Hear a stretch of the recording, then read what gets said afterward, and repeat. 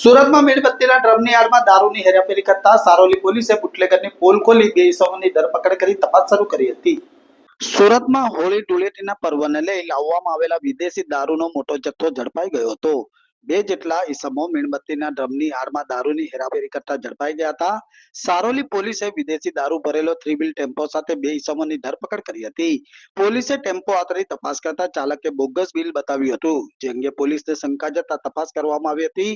તપાસ કરતા મીણબત્તીની આડમાં ડ્રમની અંદર સંતાડવામાં આવેલો મોટી માત્રામાં દારૂનો જથ્થો મળી આવ્યો હતો. જ્યાં સારોલી પોલીસે 3.28 લાખની કિંમતનો વિદેશી દારૂનો જથ્થો, બે મોબાઈલ, ડ્રમ, ટેમ્પો સહિત 5.83 લાખનો મુદ્દામાલ જપ્ત કર્યો હતો અને મોહમ્મદ ફૈઝાન રાજીક શેખ અને તબરેજ ખાન નામના ઇસમની ધરપકડ કરી હતી. બંને પોલીસ પૂછપરછમાં ધૂળેટીના પર્વને લઈ દારૂનો મોટો જથ્થો વેચાણ અર્થે લાવ્યા હોવાની કબૂલાત પણ કરી હતી. તો સારોલી પોલીસે બંને આરોપીની ધરપકડ કરી આગળની વધુ તપાસ હાથ ધરી હતી.